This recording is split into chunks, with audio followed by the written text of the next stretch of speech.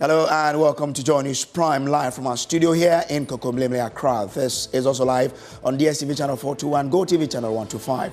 Coming up this hour, running mate to MPP flag bearer Dr. Matthew Opoku Prempeh defends his controversial comment about Ghana's founding president Dr. Kwame Nkrumah, insisting he was only speaking the truth but had been misunderstood.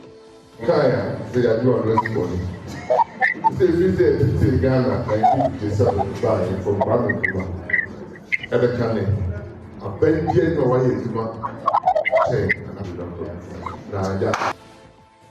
Also, minority accused the government of sinking Ghana further into debt distress as Parliament is asked to approve a fresh $250 million loan. Actually goes to the heart of almost every problem we have currently as a country, over borrowing. When we have borrowed up to our neck, we can't pay. We are going around the world begging everybody to forgive us our loans. At the same time, we are borrowing more. We have details as government seeks to again grant 12.7 million euros in tax waivers to a company for electrification of 205 communities. At 8 p.m., Emma Davis will bring you Prime Business. Well, MP for Boko Central, Mahama Ayaga, to lead minorities demonstration against Bank of Ghana on 30th July against what it describes as wasteful expenditure. Which at 8:30, Razak will bring you later from the world of sports. Well, Ghanaians mount pressure on coach Kwesi Appiah to resign as member of the Ghana Football Association Executive Council Committee as conflict of interest arises concerning his role as head coach of the Sudan national team. Joy News, we are independent, fearless, incredible. Stay for details.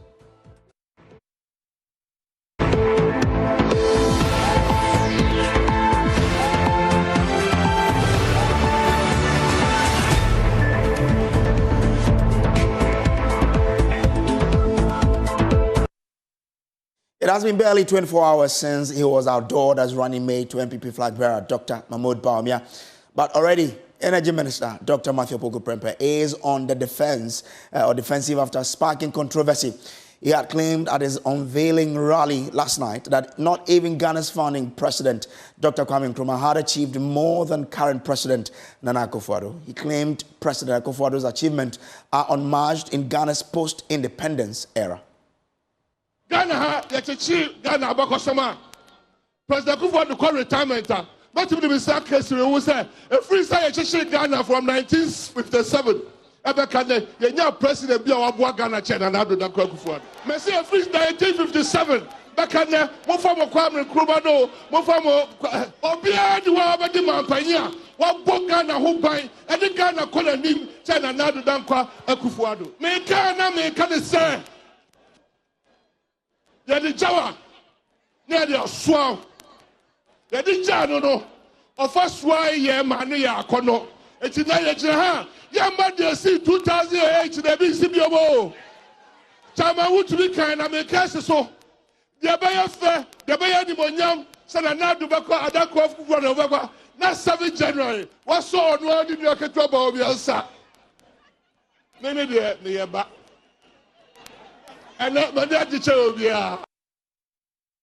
Now, those comments have triggered a storm, attracting sharp criticism from a section of the public. And, even Dr. Kwame Nkrumah's party, the CPP, has issued a strong-worded statement demanding not only an apology and retraction from Dr. Opoku Prempeh, but also his resignation as energy minister. Now, today, though, Dr. Opoku Prempeh has himself been defending his comment on a tour of the Western region and responding to his critics. Kaya,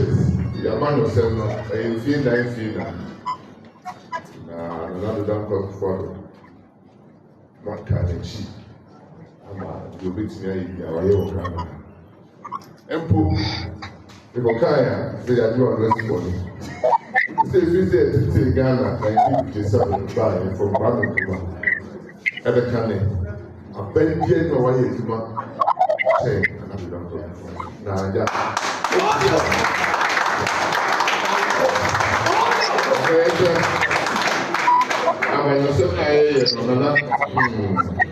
look at the crowd, it's what you said. Look at the crowd near Busama. Mobile, one fan throw. Any who may shame. See, everyone will be shared. And I'm a catch 50 bag and something like that. We are so now.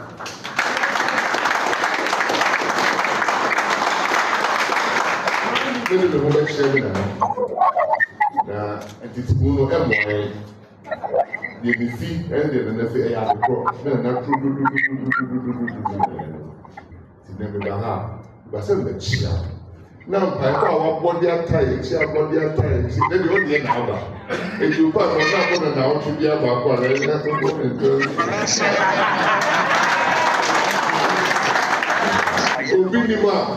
Obi share.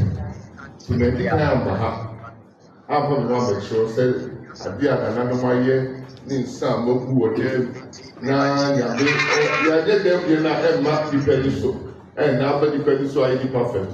No, say behind, but that was so type of no price in yet. A shame. Let's bring in Dr. Bernard Tutubuahene, who is a political science lecturer at the University of Education, Winneba, and also a political marketing consultant. He joins us via Zoom. Now, Doc, I'm grateful to you for joining us. Now, he since is a political marketing consultant, will probably understand how this will affect, the MPP in marketing the candidate, Dr. Matthew Opoku Prempeh. Doc, I'm grateful to you for joining us. Is it wrong to draw the comparison between his government, a government he's part of, and that of Dr. Kwame Nkrumah, and to conclude that, well, we have done better than Dr. Kwame Nkrumah? All right. Good evening to viewers, and good evening to you, my brother. Please, can you hear me? Yes, clearly. Hello? I can hear you clearly, sir.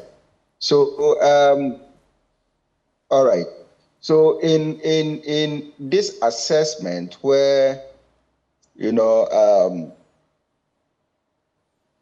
Matthew Opoku Prempeh seems to be, comparing the performance of Nana Akufo-Addo's government .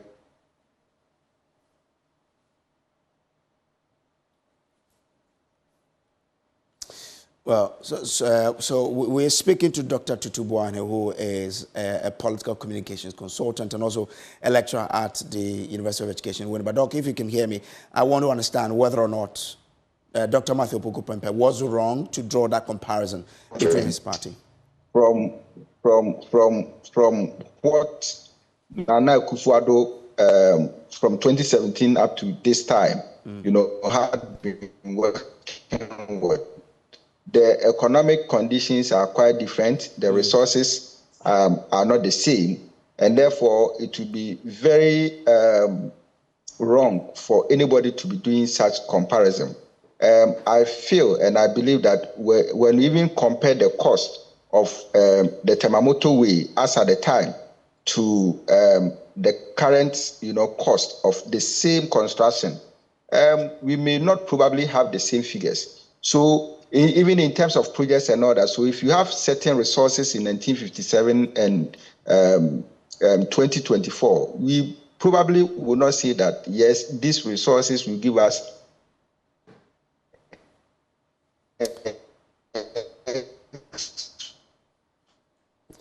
Well, would have to leave it here because of the the internet there. But away from that hopeful candidate who appeared before the NPP, New Patriotic Party's vetting committee for scrutiny ahead of the party's internal election for the Menchia South parliamentary seat, have been cleared for the contest.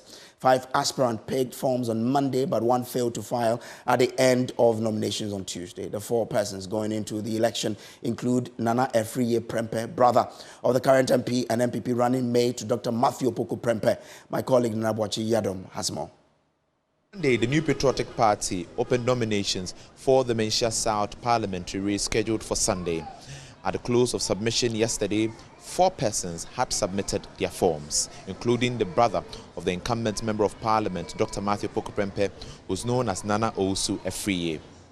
Today, These 4 persons faced the NPP's vetting committee and were cleared. The vetting committee has issued a strong warning to these individuals to be cautious of the utterances during their campaign. We've advised the candidate that they can ask their followers to campaign for them, but we don't want to see them following the candidates around. It's a different way of campaigning. It may answer the same, but it will avoid a number of issues, because we don't want a situation when somebody will even go and make a statement. You know, we have very short time to even deal with conflict resolution. So we needed to take all the precautions to ensure that we come through this process in a very peaceful manner. Evan Sinemakon, the director of elections for the New Patriotic Party, says measures are being put in place to ensure a free and fair elections. Well, these are in-house arrangements, and so the delegate list has been given to all the candidates. We expect the constituency executives, electoral coordinators, polling station executives to respect the rules and regulations, as well as the candidates, that they must not be seen to be campaigning for any of the delegates. And the New Patriotic Party, as usual, will consult with the Electoral Commission and Ghana Police Service to ensure that we have a successful constituency delegate conference. These aspirants vying to replace the incumbent Member of Parliament, Dr. Matthew Opoku Prempeh, are poised for victory. His brother, Nana Owusu Afriye, says he's ready to take over from Dr. Matthew Opoku Prempeh. I'm well prepared because I've been involved with the constituency since. So I think among the people who are contesting, I'm the most qualified in terms of service in the constituency. It's not a family stool.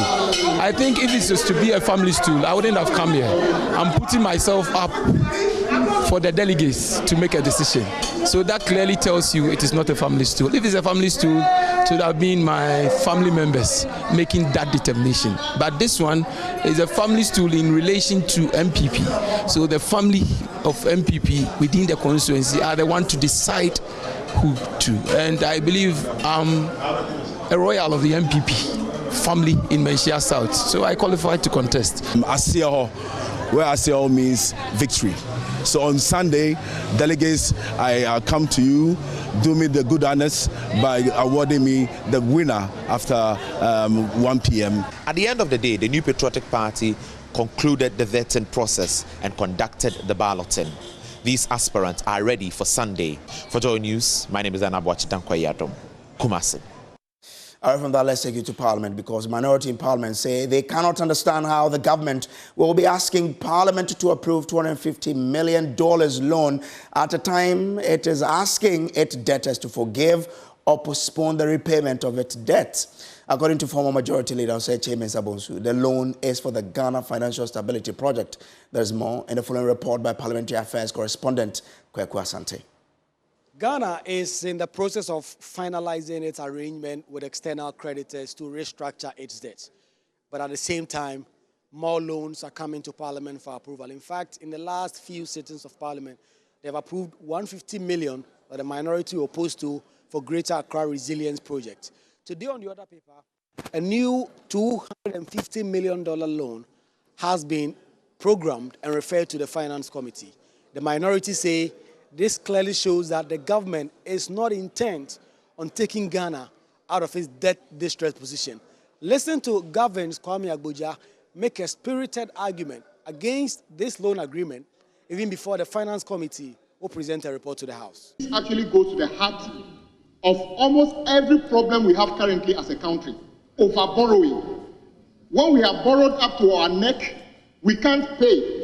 We are going around the world begging everybody to forgive us our loans. At the same time, we are borrowing more. We have gone everywhere. China was last week borrowing, telling China that forgive us part of what we borrowed. And then on Wednesday morning, you are borrowing more. How do you solve your borrowing problem by borrowing more? I don't get it. And I'm saying that the finance minister better answer that question. Don't take that responsibility, because it's a dangerous trap for you. In fact, once upon a time, you presented a budget here, That year was better. The year that the finance minister came, things went bad. But they could have made you a finance minister. They refused not to. They refused to make you a finance minister. Don't take up the responsibility of borrowing extra money to, hurt the economy. Former Minority Leader Haruna Iddrisu is concerned that this loan agreement, if it goes through, may be against the current IMF program that Ghana is under. Mr. Speaker, I will know whether he is aware that Ghana, as part of its agreement with the IMF, between now and even end of 2025, cannot borrow more than $250 million non-concessionary loan. So if he's laying this, what he needs to clarify is whether maybe this came earlier before part of the creditors agreement the minister reached last week with the IMF. Ghana from now, even for 2025, maximum, Ghana can only borrow non-concessionary up to $250 million. Former Majority Leader Osei Mensah Bonsu and Minister for Parliamentary Affairs Osei Mensah Bonsu explained exactly what this loan is for. He was the one who laid this loan agreement on the floor on behalf of the Finance Minister. $250 million facility is a financing agreement between the government of Ghana and the IDA, the International Development Association of the World Bank Group. And Speaker, it is for Ghana's financial stability project. Speaker, it's a critical note in the restructuring that government has embarked on. And that agreement, the discussion with the World Bank IMF group, preparatory to where we are today, was really, it was, Mr. Speaker, so it was part of the discourse that we engaged in. So that is what we're supposed to do, to solidify the platform for us. Mr. Speaker, thank you very much. This loan agreement has now been referred to the Finance Committee of Parliament. They are expected to work on it, present a report to the House. Already the minority are making their plans known that they may oppose this because they do not accept that government will continue to borrow. Again, about 12.7 million euros in new tax waivers has also now been referred to the tax waivers, despite about $350 million of such tax waivers having been locked up at the Finance Committee. Reporting for Joy News, Kweku Asante, Parliament House, Accra. Now, the Supreme Court on Wednesday dismissed an application by activist Oliver Barker-Vormawor, which sought to invoke the jurisdiction of the Apex Court to compel National Security Minister Albert Kan-Dapaah to answer some 17 questions in an ongoing defamation case at the High Court. Albert Kan-Dapaah, who has brought a 10 million cedi defamation suit against Oliver Barker-Vormawor over some allegations by the activist, refused to respond to the 17 questions put to him by the plaintiff at the High Court. Legal Affairs correspondent Lateef Iddrisu sat through proceedings and has the rest of the story. Substantive defamation case may be at the High Court, but Oliver Barker-Vormawor, through his lawyers, went to the Apex Court because the National Security Minister Albert Kan-Dapaah refused to answer some 17 questions at the High Court, citing national security confidentiality and oath of secrecy. Oliver Barker-Vormawor and his lawyers were hoping to invoke the jurisdiction of the Supreme Court to compel the minister to answer those questions, which they argued would bring clarity to the case at the High Court. Dr. Justice Srem Sai, in his legal argument, quoted Order 23 of CI 47 in furtherance of his argument that the Supreme Court compels the National Security Minister to produce documents. Making his legal argument, Bright Otuajekum, who represented the National Security Minister, posited that the jurisdiction of the Supreme Court was not properly invoked by the plaintiff. He also referenced Article 135 of the 1992 Constitution and argued that the plaintiff failed to reference specific official documents they wanted the court to compel the National Security Minister to produce. He thus prayed the court to dismiss the application because the plaintiff is, quote, on a fishing expedition. In the view of the court, the question put to the National Security Minister by Oliver Barker-Vormawor through his lawyers are, quote, questions thrown at large without date and time.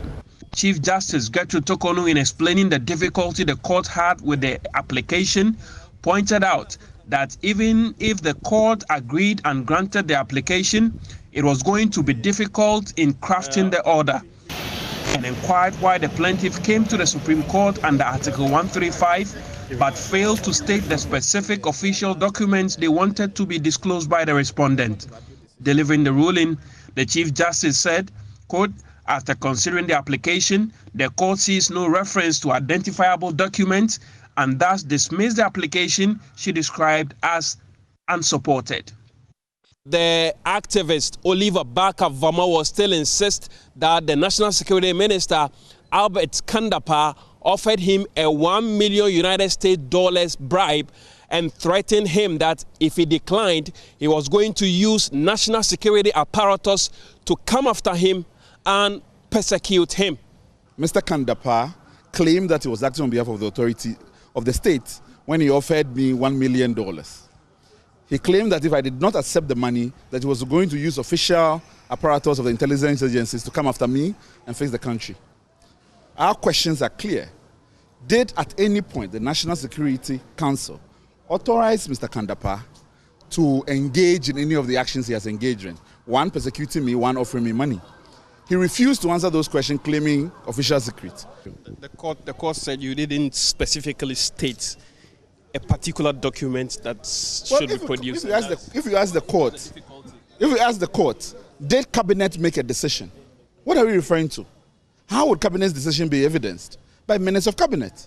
So if the court wants us to say by the minutes, we'll say that. I mean, it only prolongs a matter that we want to put to bed. Now that the case here at the Supreme Court has been cleared, it now makes way for the defamation case itself at the High Court to continue. From the Supreme Court, this is Latif Idris reporting for Joy News. Now, Works and Housing Minister Kojo Nkrumah says all the affordable housing project began under late former President John Evans Atta Mills and John Kufuor will soon be completed to help address the country's housing deficit. He's been touring some of the sites at Amrehia and Adenta in Accra and says his ministry is engaging private developers to provide capital for completing and operationalizing the units. The construction have stalled for over 10 years due to litigation. However, work resumed on these projects 6 weeks ago. Semefa Kwesu has the rest of the story. For over 10 years, this housing project were abandoned due to litigation between contractors, state housing and the government. The Adenta project, initiated in 2011 by the late President John Evans Atta Mills, was abandoned in 2012. The government has now reached an agreement with contractors and the work has resumed on many of these projects nationwide. During a tour of the site with ministry officials, Works and Housing Minister Kojo Nkrumah refuted claims that the affordable housing units were being sold to private developers. Colleagues, I'm sure you followed a number of times the point we have made that we don't have to leave projects abandoned. And so we are going through an exercise that seeks to ensure that many of these projects that are described as abandoned projects, we can resume work on them and finish them. Earlier this week, you were with us at the ministry as we made progress on Saglemi. I think I also mentioned there that we'll be going to Koforidua, where the State Housing Company, once again, is picking off on one of those projects, President Kufuor's affordable housing project around Akwedum.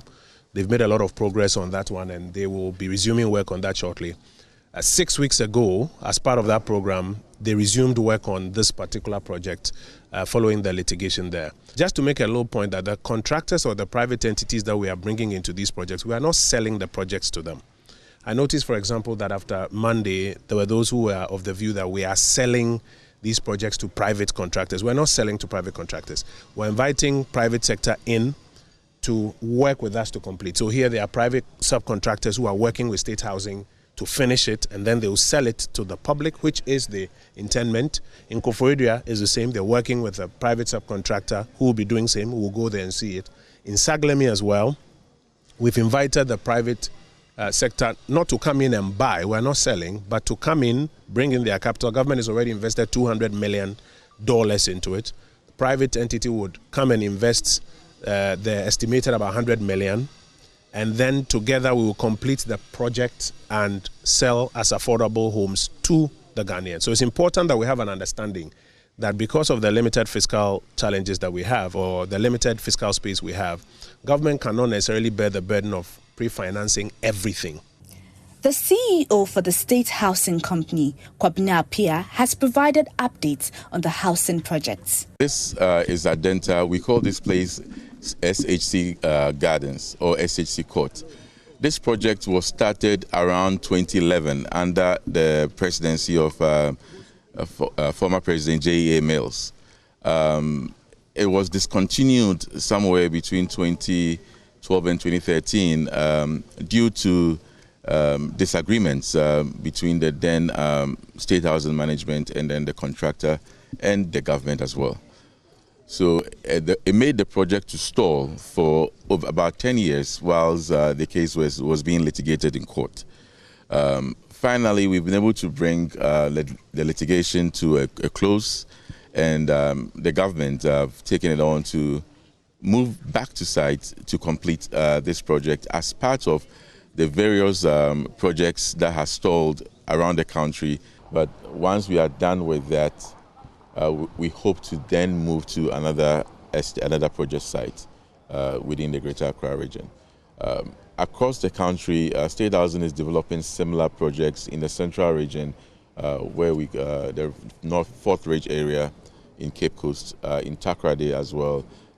Also in the Western North, we are doing Tamale, we are doing Bolgatanga, and then in Ho as well.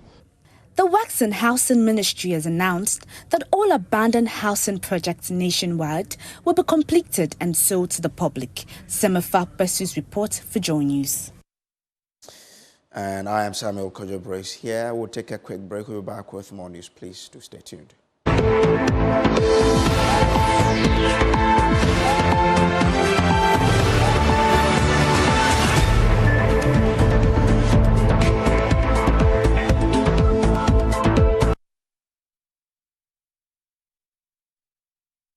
Welcome back from the break. Now, the government says construction on the $60 million Jamestown Fishing Port will soon be completed and a date for its commissioning will be set. However, even before the government finalizes that, and some locals have already found other ways to use the port, defecating around it and drawing the anger of the Regional Coordinating Council. My colleague Michael Ashley was with the Regional Minister and the Gamanche who visited the facility earlier today in our report.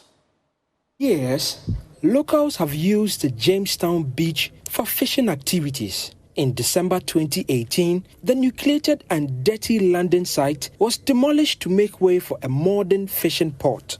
Despite the pushback from some locals, the project continued. Much against the hopes of the naysayers, and God willing, soon this year, President Akufo-Addo in February promised to commission the Jamestown Fishing Port Complex by end of August 2024 while delivering the State of the Nation's address. At the time, it was only 88% complete. I will also commission the Jamestown Fishing Harbor, which currently stands at 88% complete and is expected to be ready by August 2024.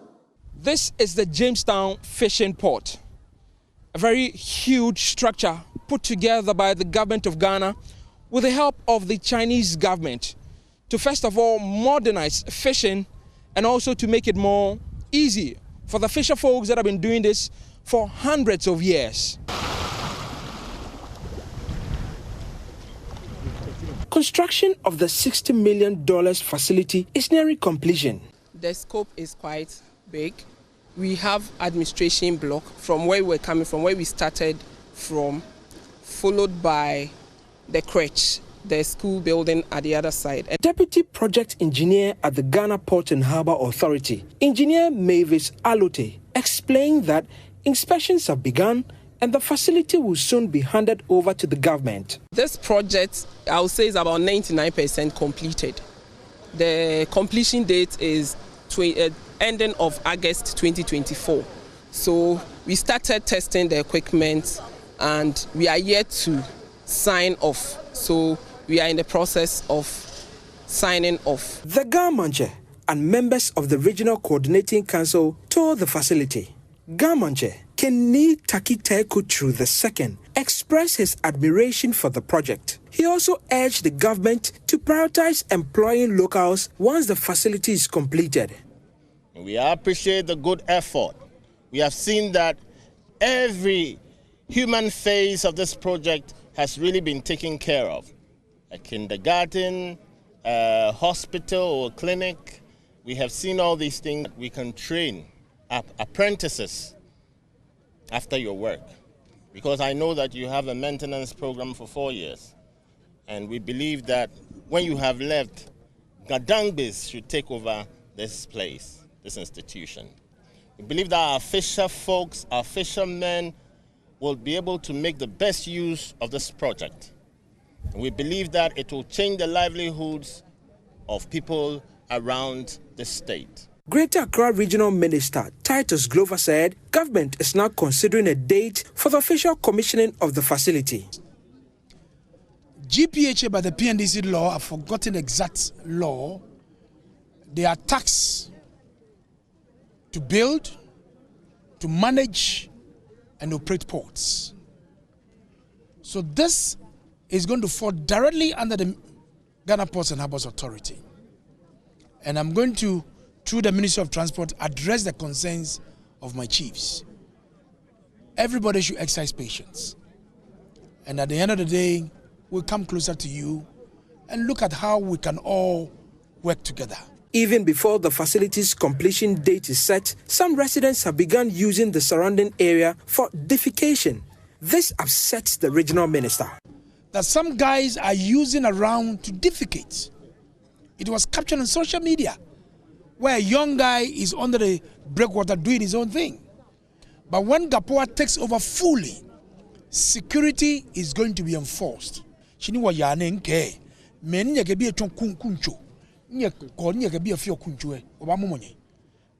take over fully, there will be security all over the place. The port have a security zone. No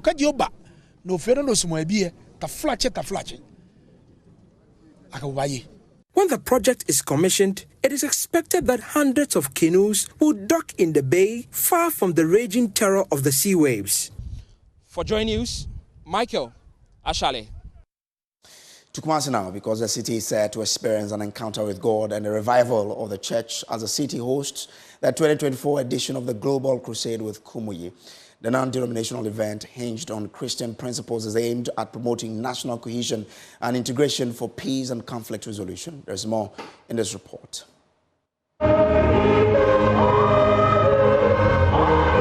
Since its inception 3 years ago in Nigeria, the Global Crusade with Kumuyi has seen over 5 million attendees and thousands of people saved through the ministry of the convener. Last year, we witnessed this particular... The event, under the auspices of the General Superintendent of the Deeper Life Bible Church, Dr. William F. Kumuyi, is in collaboration with the Christian community of Ghana. Dubbed GCK Ghana, the 5-day event is to propagate the gospel, strengthen the faith of steadfast believers ahead of the second advent of Christ. Used to say concerning Pastor Edward Dodu is the national overseer of the Deeper Christian Life Ministries in Ghana. So Global Crusade with Kumuyi is a powerful vehicle for realizing the vision of spreading the gospel of salvation, making use of technology and modern communication channels to reach millions across the globe from an anchor location. GCK aims to reach every corner of the earth with a message of hope and redemption.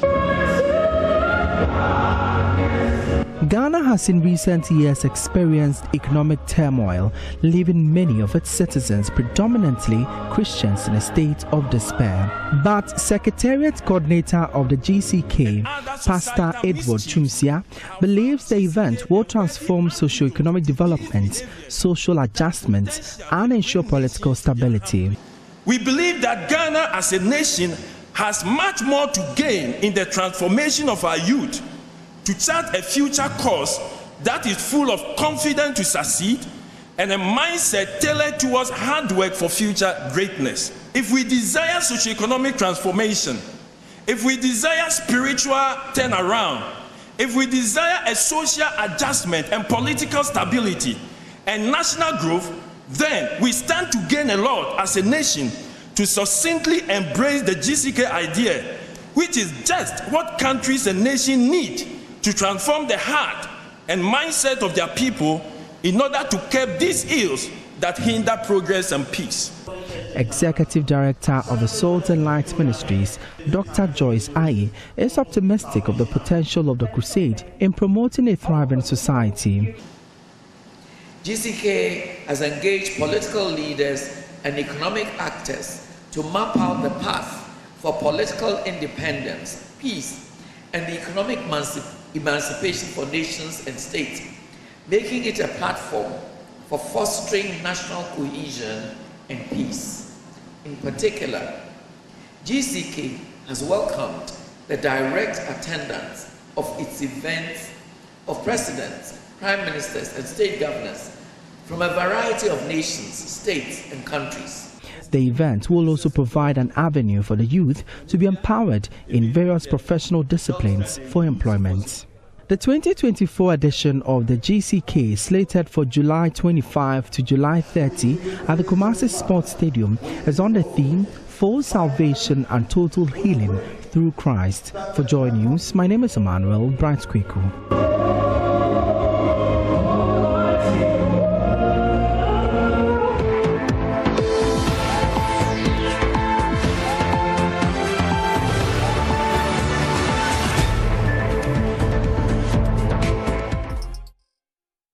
All right, time for us to do showbiz, and Becky Bex is here. Hi, how are you? Fine, thank you, Brace. How are you? Well, you're looking beautiful. This evening, I'm very excited because we have a movie, Groomsmen, to be premiered just this weekend. And I am also very excited because we have some of the cast members having a conversation about this particular movie with Lexis Bill on Joy FM. Unthinkable. It's just crazy, you know. I don't know whether anybody has done it yet, you know, because if you're seeking to, you know, for a long-term relationship and you'd want information from this lady, and you go around, you know, investigating and looking out for her exes to get your information from, you're asking for trouble, because you know the exes themselves have their own beef with one another, you know, and that has not been trashed out. So that in itself is an issue that we have to deal with. And then getting the information, how am I going to feel, getting the revelations and all that. Is it a good move?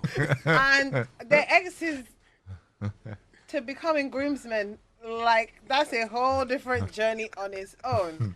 So I cannot say any more than that, But imagine, you meet the love of your life, he wants to marry you, you want to plan your wedding, he decides, hey, I need to contact your exes. And somehow they end up as groomsmen. So poor Maya, God bless Maya, she was very strong. Maya, just hang in there in Jesus' name, your man is crazy. Yeah, that's Ajete Anand there with the beautiful actress coming all the way from Nigeria. We're looking forward to that particular movie. But today is Sarkodie's birthday, the whole Sark Nation. Sarkodie has been trending the whole of today. Oh. So we decided to take you back to, you know, where it all began for Sarkodie and everything that he's been doing over the years, all the awards that he's won, all the collaborations, just, you know, something little for you this evening, Sarkodie. Fifth, that's my brother. You know, we have a mutual respect for each other. And I'm glad we could do it. I think Illuminati. The things you they do me, they make how they feel. Baby, the things you they do me, they make how they feel. Got my heart under for you, my love, my Because is one of the most amazing people I've met in Ghana.